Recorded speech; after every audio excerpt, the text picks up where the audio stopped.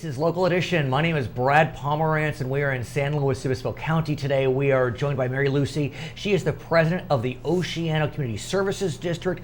Where is Oceano? What does it serve? Oceano is in the South County of San Luis Obispo. We're a small, unincorporated area. Right. Farthest little town south, next to Napomo. Right. And So let's talk about your community, because your community, like so many communities in this county and state, are looking to be positive players as it relates to water conservation and the drought. When we look at the big numbers, it appears that California is coming together in saving water. We know California as an entire unit saved maybe 30% compared with 2 years ago. What's your sense of our conservation efforts? well, I'm glad you asked that. I think that the state and county governments have Right. set up different populations to respond differently.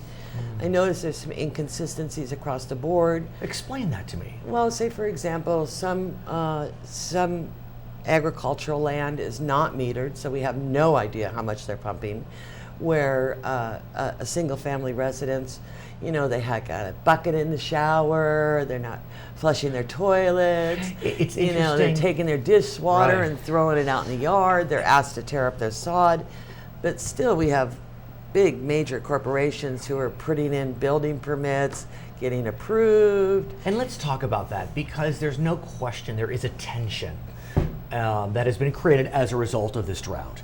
Because what we know is, while the environment uses 50% of the water, ag uses 40%, and we use 10%. Correct. And yet, when you look at the water conservation standards set by the State Water Board, the ones that are getting all the splash and all the play, it's just the 10% of us that are Right. saving that. And the pressure's on, and they're looking at everybody in each community. And you can drive through Oceano and see where, there's some people have landscaping and stuff where Right. it's now brown. Right. Because some communities take these directives a little bit more serious, because they don't have the pushback that the larger corporations But have. let me ask you about this. All these cliches are coming into the modern vernacular. Don't frown on brown.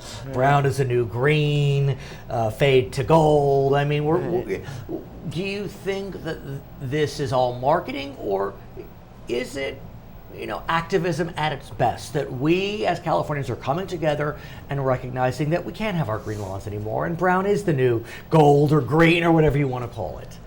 I wouldn't call them activists. They might be self-serving advocates. Okay, well, it's interesting. In some parts of California, it's getting almost kind of hip. Bourgeois. Yeah, bourgeois, well stated, Right. bourgeois to have a Yeah. brown lawn. And those are the homes where they can hire the landscapers to come in and make the And make it brown? beautiful southwestern look, where a lot of communities don't have those resources. I think that economically there are a few people who this is helping their business. Right. Now, is it helping the everyday, person who cuts the grass and weed whacks, Right. your yard so it's pretty No. all week long? No. The larger companies are coming in, laying the landscaping, and then those people are brought back in to pick between the rocks and the weeds and to keep it pretty as possible. But, despite the kind of corporate benefits that may or may not come out of the drought, I mean, we do live in a capitalist society. We do. Is it necessarily a bad thing? I mean, here we are in California. This is a semi-arid climate. We really are not built to have beautiful green lawns. And so the fact that we're kind of moving to desert landscape, drought tolerance, even though someone may be benefiting economically, is it so bad? No, it's not bad. And in fact, I'm glad you said that, because we're not Florida. Right. We don't rain every day, Right. right? What we are is Baja California. Yeah, we are. Truly. So we truly are. if you've never been to Baja, you need to drive to Baja, or at least look at a video that shows you what Baja looks like. Right. Because that's what California looks like. Now, yes, we do like things that are appealing to the eye. We have a big curbside, Right. drive. Right. Is per se, Right. But I think that, if you look at a video of the Southwest, right, you'll go, oh, there's some beauty there. Like my home is Southwestern colors, But I do have palm trees in my yard, right, and things like that. I've never been able to keep grass alive, so that's a plus for me. Yeah, exactly. But at the same time, though, I do want to talk about how we, meaning the people, view the drought. A poll came out recently, and it was a statewide poll, and 35% of Californians indicated that the drought was creating a major impact on their lives, whereas 50% said a minor impact. Now, major impact numbers are up, but I'm wondering if those numbers should be at some level gratifying, in that the major impact numbers are up. Should they be disappointing in that still most people don't see the drought being as majorly impactful, or maybe that we're moving on and that we're not letting Mother Nature get the best of us? Gosh, I wish I could believe we were moving on, But I think that people like to treat more than they like to prevent. Okay, so I hate to use this term "sexy," right? Yeah. But treatment is far more sexier than preventing the treatment. And that's not just with the drought. I mean, and that it's is not just with the drought. With so many different items and areas. It goes across the field. Right. So, I think when it gets down to whether you have a beautiful landscaping or you have water to drink that day of the week, then it's going to get serious. But who's it going to get serious for? Is it going to get serious for the single-family residents? Is it going to get serious for the agricultural community? Are they going to start passing out bottles of wine to all of us? Well, they may, because in the winter of 2015-16, we could have a huge El Nino.